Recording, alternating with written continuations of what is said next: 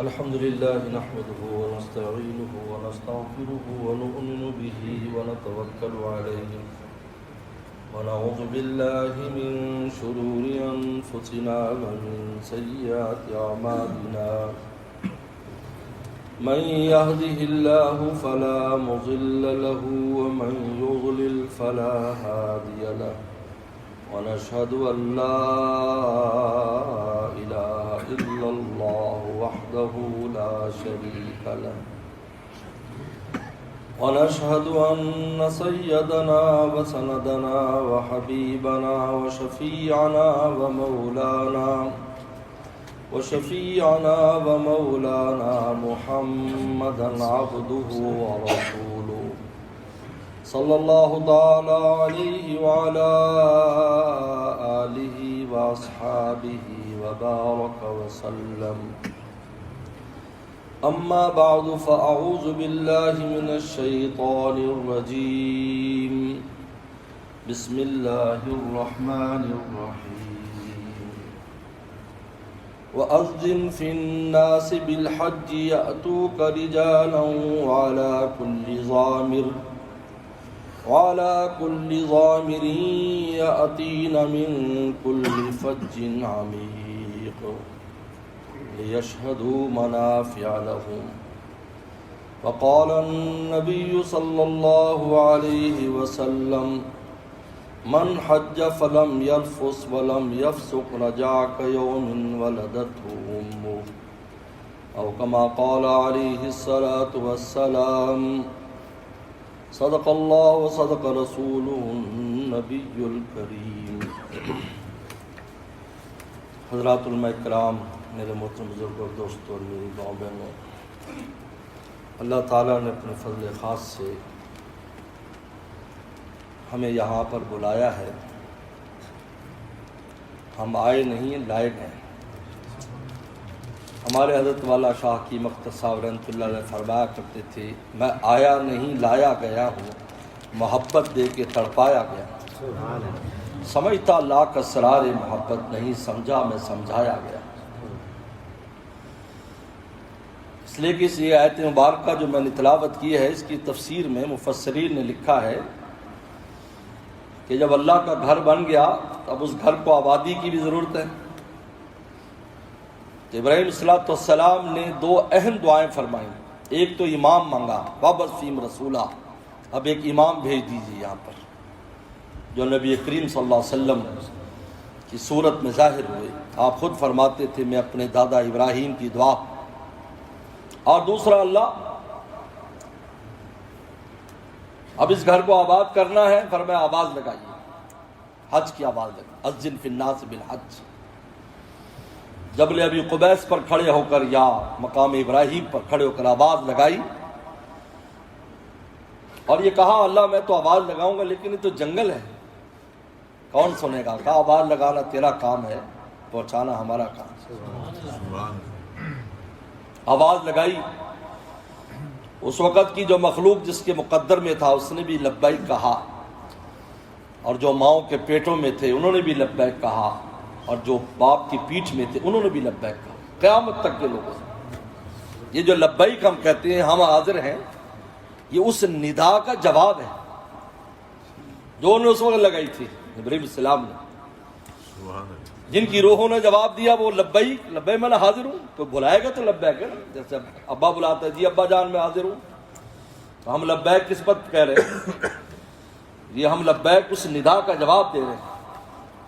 اگرچہ مجھے اور آپ کو یاد نہیں، مجھے آپ کو تو یہ بھی یاد نہیں کہ اللہ نے مجھے اور آپ سے آسمانوں پر وعدہ لیا تھا لست بربکم، ہمیں تو یاد نہیں ہو، کیونکہ اس دنیا میں اس عالم میں آنے کے بعد انسان بھول جاتا ہے، بہت سی چیزیں بھول جاتا ہے، دوسرے وطن میں جاتا ہے تو پچھلوں کو بھول جاتا ہے۔ یہ تو آسمان سے زمین پر آنا ہے، لیکن جو نہیں بھولے، حضرت ابراہیم بن ادم اور بایزید بستامی فرمایا کرتے تھے ہمیں اللہ کا عہد یاد ہے کہ ہم نے جواب دیا تھا، اور میں یہ بھی بتا سکتا ہوں میرے دائیں کون تھا میرے بائیں کون تھا۔ یہ اس کی جواب ہے لبیک۔ اس لیے ہم آئے نہیں، ہمیں لایا گیا ہے۔ جب لایا گیا ہے تو پھر نوازنے کے لیے لایا گیا، دینے کے لیے لایا گیا۔ میرا آپ کا کام ہے ہم لینے والے بنے، وہ تو دینے کو تیار ہے، اس لیے اپنے گھر میں لائیں۔ آنا آسان نہیں ہے، اگرچہ قرآن مجید نے حج کی فرضیت کو استطاعت پر مرتب کیا ہے، من استطاع الیہ سبیلا، حج اس پر فرض ہے جس کے پاس استطاعت ہو، لیکن آتا وہی ہے جس کو وہ بلاتے ہیں، اس میں کوئی استطاعت نہیں دیکھی جاتی۔ اگر آپ حجاج کرام کی اکثریت کو اگر دیکھیں، ہمارا تو تجربہ ہے، اکثریت وہ ہے جن کی کوئی استطاعت نہیں، پوری زندگی تھوڑی تھوڑی پونجی جمع کر کے۔ ہمارے ساتھ کئی سال پہلے ایک حاجی تھے، ان کی عمر 120 سال تھی، 120 سال عمر تھی، اور برے عجیب واقعات سناتے تھے، اور انہوں نے پیدل حج کیا ماشاءاللہ۔ تو کہتے تھے جب میری عمر 20 سال کی ہوئی تو مجھے حج کا شوق ہوا، اور میں اس وقت سے حج کی کوشش کرتے کرتے 100 سال گزر گیا۔ میرے دوستو، اس لیے حضرت مولانا رشید گنگوہی رحمۃ اللہ علیہ نے جو سب سے پہلے حج فرمایا تھا، اس کے بارے میں مولانا حبیب الرحمن اعظمی رحمہ اللہ نے اس کی پوری کیفیت لکھی ہے ان کے خادم سے پوچھ کر، کہ جب وہ حج پر چلے تو اس وقت سمندر میں طوفان آ گیا، بحری جہاز چلتے تھے اور وہ اس میں گم ہو گئے، آلات کام کرنا چھوڑ گئے، تو سب پریشان ہیں جہاز میں کہ اب ڈوبے اب ڈوبے، کوئی ادھر بھاگ رہا ہے کوئی ادھر بھاگ رہا ہے، لیکن حضرت گنگوہی رحمۃ اللہ علیہ بالکل مطمئن، بالکل کوئی چہرے پر کوئی پریشانی۔ تو لوگوں نے کہا کہ حضرت سب پریشان ہیں، جہاز کسی وقت ڈوب سکتا ہے، نہ دن کا پتہ ہے نہ رات کا پتہ ہے، اور پتہ نہیں ہم کدھر جا رہے ہیں، اور آپ اتنے مطمئن ہیں؟ فرمایا کہ جب بلایا ہے تو پہنچائیں گی بھی، فکر کی بات کی، پہنچ گئے۔ میرے دوستو،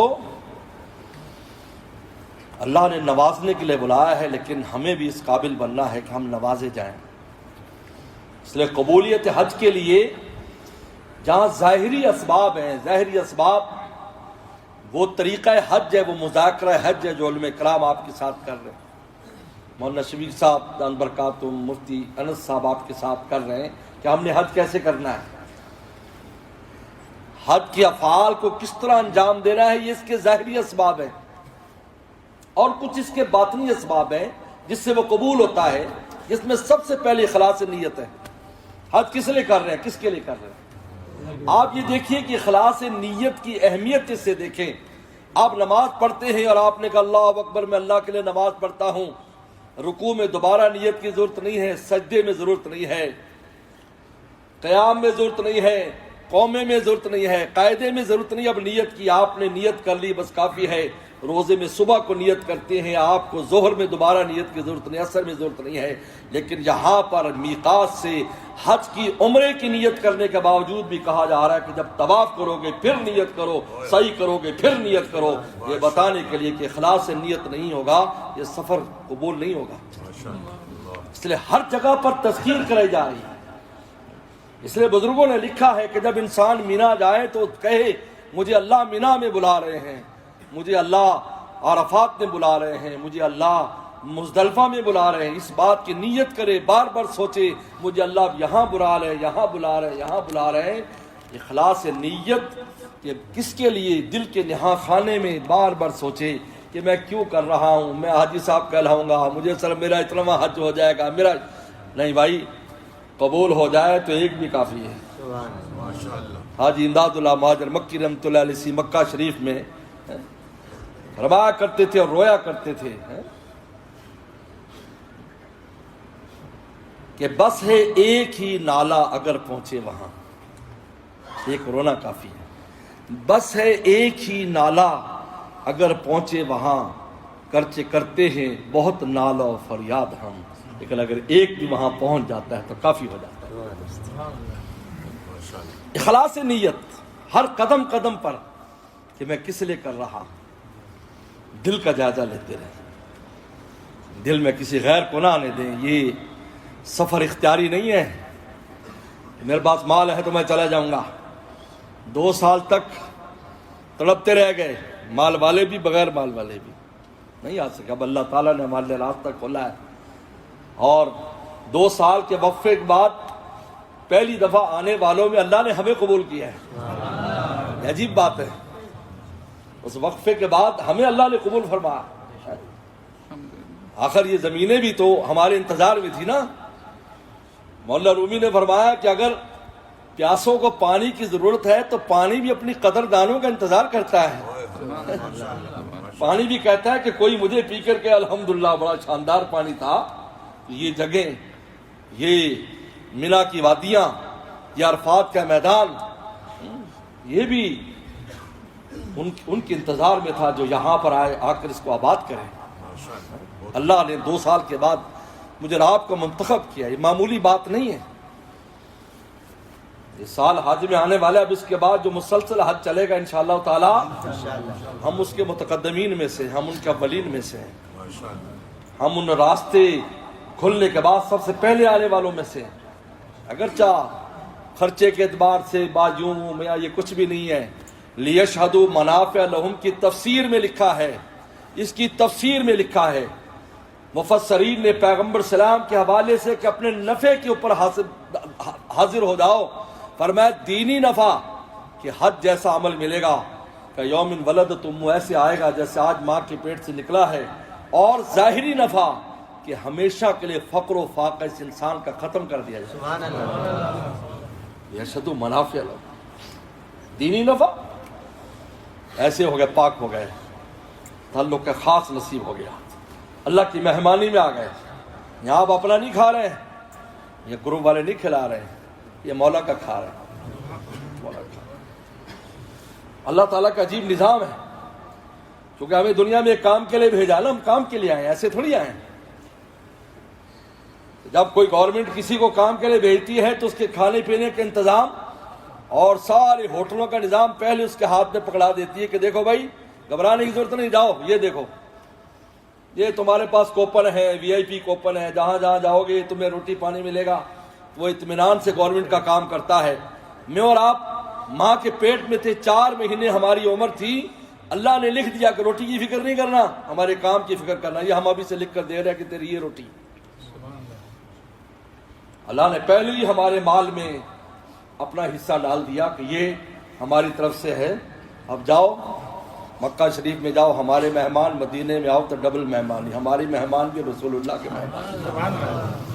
کوئی یہ نہ سمجھے. اس لیے حضرت مولانا سید بدر عالم میٹھی رحمۃ اللہ علیہ بہت بڑے انسان تھے, بہت بڑے انسان تھے. جنت البقیع میں دفن ہیں, جن کے بارے میں ان کے صاحبزادے سے ہم نے خود سنا, مولانا آفتاب عالم صاحب رحمۃ اللہ علیہ سے, کہ حضرت کی قبر کو 1.5 سال کے بعد اکھاڑا گیا, کیونکہ اس بات کی علماء نے اجازت دی ہے کہ جنت البقیع میں ہر آدمی دفن ہو جاتا ہے تو پھر ہڈیوں کو ایک قبر میں جمع کر دیتے ہیں. اور میں کہ 1.5 سال کے بعد بھی حضرت کا نہ کفن میلا ہوا تھا نہ بدن کو کچھ ہوا. اور پھر لکھ دیا گیا کہ جہاں صحابہ اکرام کی فہرست ہے وہاں نیچے لکھ دیا گیا کہ ان کی قبر کبھی نہ اکھاڑی جائے. اتنے بڑے انسان تھے سید بدر عالم میٹھی رحمۃ اللہ علیہ. کیا بات ہو رہی تھی؟ خیر, تو میرے دوستو, تو میں عرض کر رہا تھا, خیر بات آ جائے گی. ہمارے شیخ کام پر اثر ہے, فرماتے گاڑی جو ہے نا, ہمارے شیخ فرماتے تھے میری گاڑی جو ہے لینڈ بدلتی ہے, تم یاد رکھا کرو کہاں سے لینڈ بدلتی. تو خیر میرے دوستوں, میں عرض کر رہا تھا کہ اللہ تعالیٰ ہمیں یہاں پر جو لائے ہیں تو نوازنے کے لیے لائے ہیں, تو اخلاص نیت ضروری ہے. سب سے پہلی بات یہ, اپنے دل کا جائزہ لیتے رہے, اس میں غیر اللہ نہ آئے, نہ کوئی غیر آ جائے, نہ کوئی راہ پا جائے. حریم دل کا ہمت تم اپنے پاس با رہے, دل کا خیال کریں. اس لیے میرے مرشد فرمایا کرتے تھے, اس جگہ پر جس نے 2 چیزوں کی حفاظت کر لی, آنکھ کی اور دل کی, وہ نوازا گیا. آنکھ کی حفاظت اور دل کی حفاظت. آنکھ کی حفاظت کرے, اس کو ادھر ادھر نہ جانے دے, کسی کی حقارت نہ آئے, کسی کو حقیر نہ سمجھے.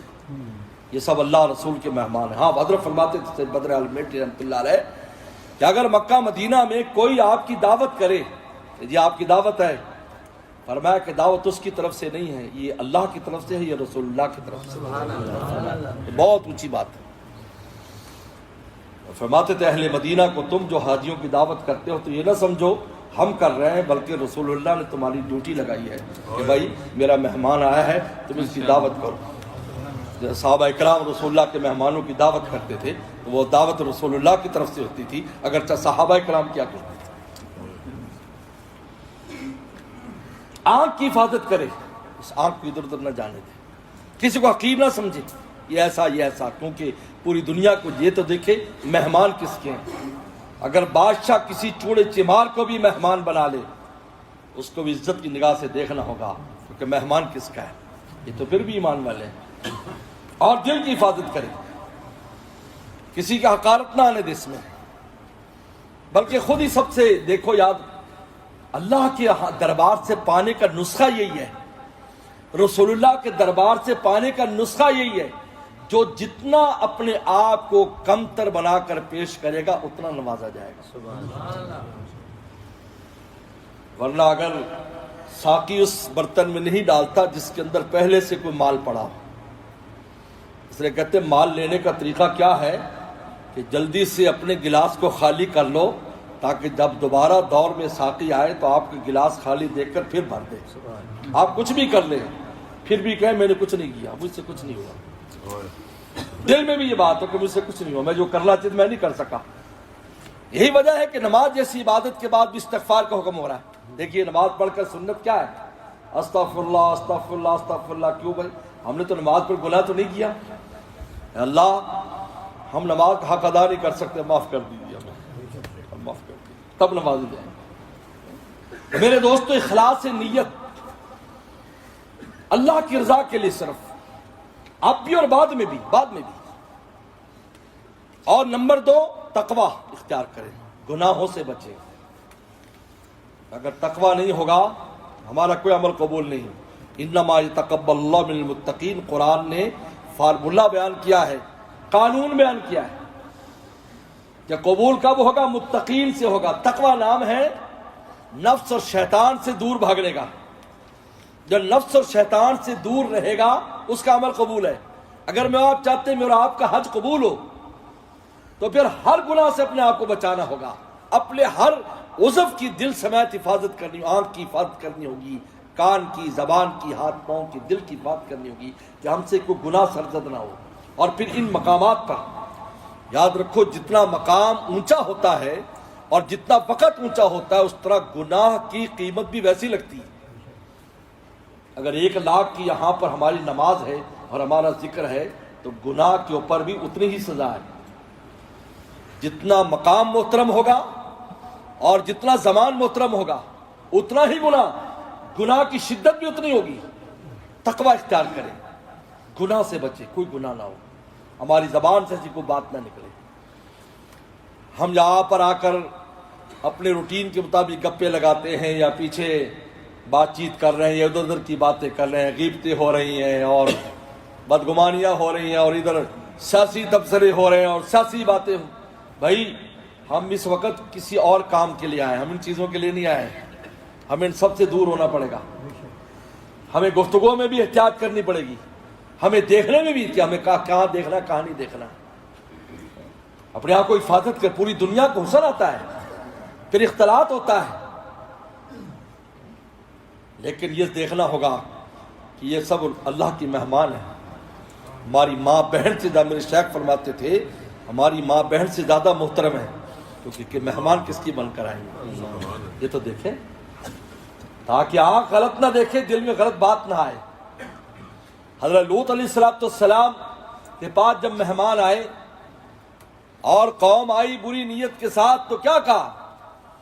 لا تخزونی فی ضیفی، میرے مہمانوں کے بارے میں مجھے ذلیل مت کرو۔ یعنی مہمان کی ذلت دراصل میزبان کی ذلت ہوا کرتی ہے۔ آپ جب بھی مہمان کو ذلیل سمجھیں گے، اس کے بارے میں برا سوچیں گے، برا دیکھیں گے، دراصل یہ توہین کس کی ہو رہی ہے؟ میزبان کی توہین ہو رہی ہے۔ تقوی اختیار کریں، گناہ سے بچیں، نفس اور شیطان سے دوری اختیار کریں۔ اس طرح میں ایک بات کہتا ہوں حج کے حوالے سے، ہم کہہ رہے ہیں لبیک اللہم لبیک، اللہ ہم حاضر ہیں، ہم احرام باندھ کے انشاءاللہ جائیں گے، مینا میں حاضر ہیں۔ سب سے بڑا جو عمل ہے وقوف عرفہ، جب فرمایا الحج والعرفہ، حج نام ہی عرفہ کا ہے، وہاں بھی تلبیہ بند نہیں ہے آپ کا.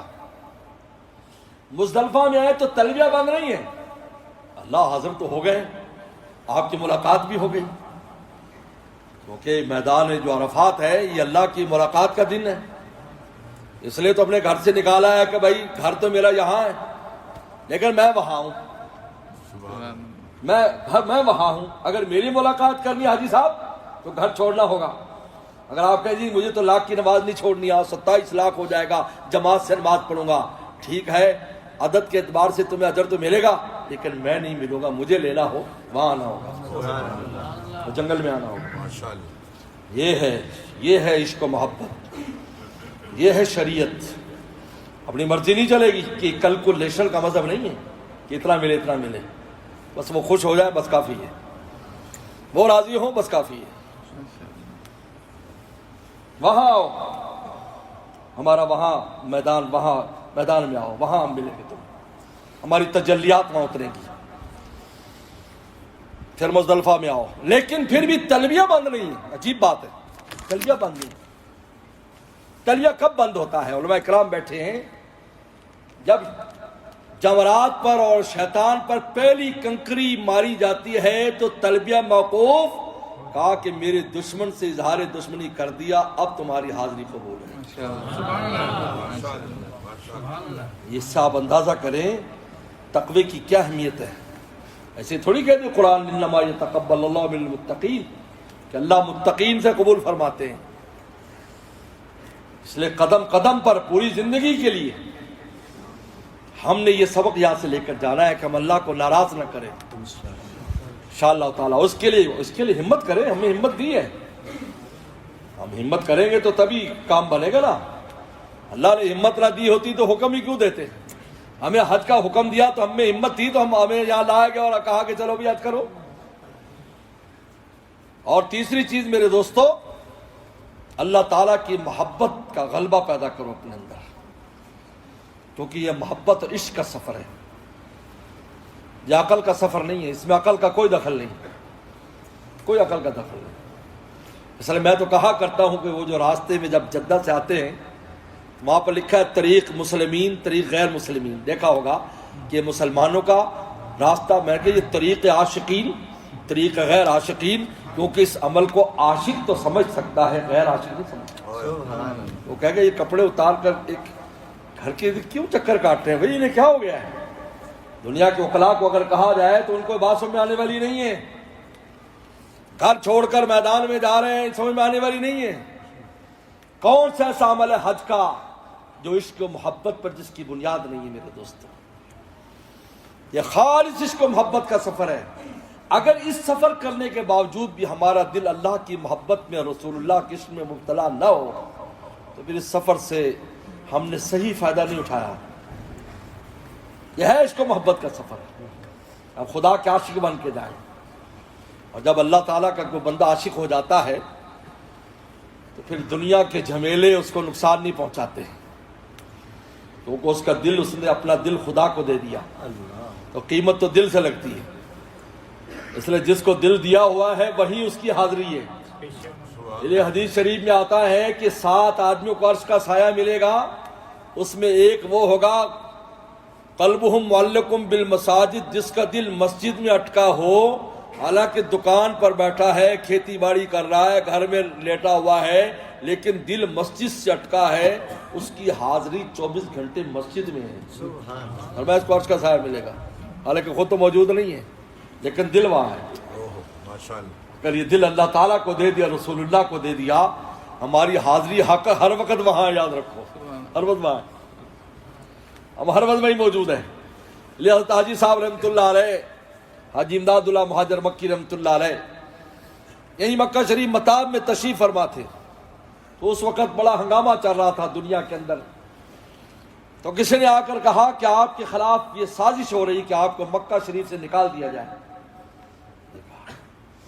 ہو سکتا ہے کہ آرڈر آ جائے اور آپ مکہ شریف سے, کیونکہ آپ تو ہندوستان سے آئے تھے, 1857 کی جنگ آزادی کے بعد ہندوستان سے ہجرت کرنی پڑی تو مکہ شریف آ گئے. اب آپ کو یہاں سے بھی نکالنے کی فکر ہو رہی, تو کیا فرمایا, ہنس کے فرمایا گھر سے نکالیں گے گھر والا تو ہمارے دل سے نہیں نکال سکتا۔ یہ ہے میرے دوست، یہ عشق و محبت۔ اس سفر میں اللہ کے عشق و محبت کو حاصل کریں۔ یہ سفر ہے اس طرح کا سفر کہ ہمیں اللہ کی عشق و محبت آسانی سے مل سکتا ہے۔ یہ دل اللہ کے عشق و محبت میں مبتلا ہو جائے گا۔ اسی وجہ سے تو کہا ہے کہ حاجیو جب تم حج کر لو فاذکروا اللہ، اللہ کو یاد کرو۔ حالانکہ ابھی تو یاد کرتے رہے، یعنی کیا کہا، اب جب ہم نے چوٹ عشق لگا دی ہے تو زندگی بھر ہمیں یاد رکھنا، اب بلانا نہیں ہے۔ یہ اسباب قبولیت کے اسباب میں سے کہ ہم اللہ تعالیٰ کی عشق اور محبت کو اپنے پر غالب کریں۔ اس بات کو سوچیں کہ اللہ تعالیٰ کی کیسے ہم پر احسانات ہیں، ہم کیسے اللہ تعالیٰ کو راضی کریں، اس بات کی فکر کریں۔ اسی فکر کے لیے دنیا میں آیا انسان، یاد رکھو۔ یہی وہ درد دل ہے جس کے لیے ہم یہاں بھیجا ہے کہ کیا کریں اور کیا نہ کریں۔ زمانہ ہو خلاف پروانا چاہیے، پیش نظر تو مرضی جانانا چاہیے۔ اس نظر سے جانچ کر تو فیصلہ، کیا کیا تو کرنا چاہیے، کیا کیا نہ چاہیے۔ یہی درد دل ہے، یہی شریعت ہے۔ اسی کے لیے اللہ نے دنیا میں ہمیں بھیجا ہے کہ بھئی یہ دیکھ کر چلو کیا کرنا اور کیا نہیں کرنا ہے۔ یہی وہ بار امانت ہے کہ جو زمین آسمان نہیں اٹھا سکے، حمل حل انسان نے اٹھایا بار امانت، کہ یہ اللہ کو راضی کرنے کی فکر میں لیتا ہے، کیونکہ اللہ کا عاشق ہے۔ انسان میں اللہ نے عشق رکھا، یاد رکھو، یہ مادہ کسی میں نہیں ہے۔ آدم السلام سے غلطی ہوئی، اللہ کے پاؤں میں پڑ گئے، ربنا ظلمنا، عاشق تھے نا، اسی لیے شیطان تو عقلی دلائل پر اترا کہ میں اس سے افضل ہوں، آپ مجھے کیوں اس کے لیے سجدے کا حکم دیتے ہیں؟ لیکن آدم السلام قدموں میں پڑ گئے، ربنا ظلمنا، اللہ معاف کر دے۔ اللہ ہمارے انسان آسمانوں پر جو ہے نا وہ بار امانت بھی اٹھایا۔ اس لیے میرے دوستو، اس سفر کو قیمتی بنانا ہے ہم نے۔ اپنے دل کو دیکھیں، اس دل، یہ دل ہے بس جس سے قیمتی بنے گا۔ ہم اس دل کی حفاظت کریں۔ تقویٰ بھی یہاں ہے، اخلاص بھی یہاں، عشق و محبت بھی یہاں ہے، اور یہ سفر میں ہمیں حاصل ہوگا میرے دوست۔ قدم قدم پر اللہ سے اللہ کو مانگے۔ حضرت مولانا جانوی صاحب رحمۃ اللہ علیہ فرمایا کرتے تھے، اس سفر میں بھی لوگ دنیا مانگتے ہیں، حالانکہ سفر تو اس لیے دیا ہے کہ مجھے مانگو، میں تمہیں مل جاؤں گا تو سارا کچھ مل جائے گا۔ بتائیے، جس کو اللہ مل جائے گا سب کچھ مل جائے گا یا نہیں؟ بولو بھائی، مولا مل جائے گا تو سب کچھ مل گیا، اس کا مطلب تھوڑی کار کوٹھی ملے تو پھر ہی اللہ راضی، ایسا کچھ نہیں ہے۔ جس سے اللہ راضی ہوتا ہے تو اس کے دل میں جو کچھ ہوتا ہے۔ حضرت شاہ ولی اللہ رحمۃ اللہ علیہ جب دلی کی جامع مسجد میں خطبہ دیتے تھے تو شعر پڑھتے تھے مغل بادشاہوں کے سامنے کہ دل دارم جواہر پارج عشق است و تحویلش، کہ دارت زیر گرد و میر سامانے کا مندارم، کہ اے مغل بادشاہ ہو، اس ولی اللہ کے دل میں اللہ کی محبت کے چند موتی ہیں، اگر ہے کوئی آسمان کے نیچے ایسی دولت والا تو مجھے لا کر دکھائے۔ اس کا نام ہے، ظاہری دنیا کا نام نہیں ہے۔ اطمینان اور چین والی ہو۔ بتاؤ، ایک وہ لقمہ جس کے اندر مالک راضی ہے، آپ بتائیں اس کی قیمت کیا ہے، اور اس کے مال پر پوری دیگ ہو جس سے مالک راضی نہ ہو، کتنا فرق ہے۔ حضرت مفتی تقی صاحب دامت برکاتہم آسٹریلیا گئے، لوگوں نے کہا کہ حضرت جو مرغی یہاں حلال ہے وہ $6 کی ہے، اور جو عام ملتی ہے وہ $4 کی ہے، یہ مہنگی ہے۔ انہوں نے فرمایا حلال ہونا بھی کوئی کوالٹی ہے یا نہیں؟ تم کوالٹی اور برانڈ دیکھتے ہو تو یہ بھی تو برانڈ ہے۔ جس لقمے میں مولا راضی ہے۔ ہمارے حضرت والا شاہ حکیم اختر صاحب رحمۃ اللہ علیہ اپنے مرشد شاہ عبد الغنی پھول پور رحمۃ اللہ علیہ کا واقعہ سنایا کرتے تھے کہ حضرت کے ساتھ 10 سال جنگل میں رہے تو حضرت روزانہ 11 بجے ارہر کی دال اور روٹی آتی تھی۔ حضرت 3 بجے اٹھتے تھے اور 11 بجے تک عبادت فرماتے ہیں، 8 گھنٹے تقریباً، اور پھر وہ کھاتے۔ روزانہ یہی آتی، تو جب بھی وہ لقمہ منہ میں لیتے تو آنکھوں میں آنسو آ جاتے اور حضرت روتے ہوئے کھاتے، اللہ واہ اللہ واہ اللہ، ایسے کرتے۔ ایک دن میں نے عرض کیا، حضرت روزانہ ایک ہی دال ہے، ایک ہی ذائقہ ہے، اور آپ اتنے مست ہو کر کھاتے ہیں۔ حکیم اختر تو دال کو دیکھتا ہے اور میں کھلانے والے کو دیکھتا ہوں، کھلا کون رہا ہے۔ میرے دوستو، اللہ راضی ہو جاتے ہیں بندے سے، پھر اس کو وہ چین اور آرام، دنیا میں جنت، اس کے لیے دنیا میں جنت۔ اس کا تعلق کس کے ساتھ ہے؟ لیکن محمد تھانوی رحمہ اللہ فرماتے تھے رونق مومن کی رونق باہر کے نظاروں میں نہیں ہے، اندر کے نظارے میں۔ اگر یہاں دل میں رونق ہے، دل گلستہ تھا تو ہر شے سے ٹپکتی تھی بہار، دل بیاباں ہو گیا، عالم بیاباں ہو گیا۔ اور دل گلستہ کیسے بنتا ہے؟ جس طرح رخ کیا تو نے گلستہ ہو گیا، اور تو نے رخ پھیرا جدھر سے بیاباں ہو گیا۔ اس لیے میرے دوستو، تفصیلات تو حج کی آپ کے سامنے آتی رہتی ہیں، یہ چند وہ باتیں ہیں جن کا ہمیں اہتمام کرنے کی ضرورت ہے، اپنے دل کی دنیا کو سنبھالیں تو اخلاص نیت، تقوی اور اللہ کی عشق و محبت، مدینہ شریف جائے تو رسول اللہ کی محبت، اور کوشش کریں ہم ایسا کوئی عمل نہ کریں جس سے اللہ رسول ناراض ہو۔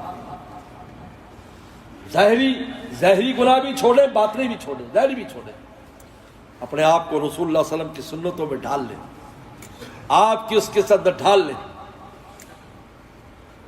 ایک اللہ والے بعد میں اللہ والے بن گئے جب انہوں نے پورے اپنے آپ کو ڈھال لیا پیغمبر سلام کی سنتوں میں، تو یہ کہا کرتے تھے تیرے محبوب کی یا رب شباہت لے کے آیا ہوں۔ کہتے میں قبر میں جاؤں کیا کہوں گا؟ تیرے محبوب کی یا رب شباہت لے کے آیا ہوں، حقیقت اس کو تو کر دے میں صورت لے کے آیا۔